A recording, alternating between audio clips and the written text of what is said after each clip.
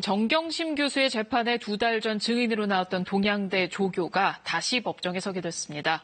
동양대 압수수색 당시 검찰의 강압이 있었는지 살펴야 한다면서 정 교수 측이 또 증인 신청을 했는데 재판부가 받아들인 겁니다. 최유경 기자입니다. 정경심 교수 재판의 뜨거운 쟁점인 동양대 표창장 위조 의혹. 동양대 총장 직인 파일이라는 핵심 증거가 담긴 PC를 검찰이 확보한 과정부터 논란이 됐습니다. 지난해 9월 압수수색 과정에서 동양대 강사 휴게실 PC 2대가 발견됐는데 검찰은 동양대 조교 김모 씨 등의 동의를 받아 임의 제출 방식으로 PC를 확보했습니다. 하지만 변호인은 정식 압수수색을 거치지 않았으며 위법 수집된 증거인 만큼 무죄라는 입장.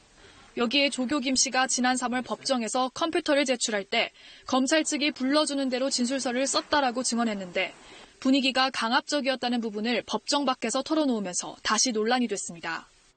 김 씨는 한 유튜버와의 인터뷰에서 진술서를 받아 쓰던 중 내용이 아다르고 어다르니 이렇게 쓰면 문제가 생길 것 같다라고 말하자 검사가 관리자가 관리도 못하고 관리 미숙이라고 징계를 줘야 한다라고 말했다고 주장했습니다.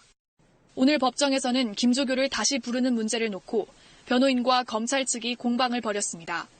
재판부는 이례적이라면서도 증인 신청을 받아들였습니다. 다만 질문 범위는 김 씨가 유튜버와 통화한 경위와 대화 내용, 검찰 요청으로 진술서를 작성하게 된 경위로만 엄격하게 제한했습니다. 조국 전 법무부 장관 증인 채택 문제로도 격론이 벌어졌습니다. 변호인은 자신과 가족의 사건에 대한 진술이라 증언 거부권 행사 가능성이 크다며 실익이 없다고 주장했습니다. 하지만 검찰은 조 전 장관이 법정에서 직접 사실관계를 입증하겠다고 말해왔다며 반박했습니다. 재판부는 채택 여부를 좀 더 검토해보겠다고 밝혔습니다. KBS 뉴스 최유경입니다.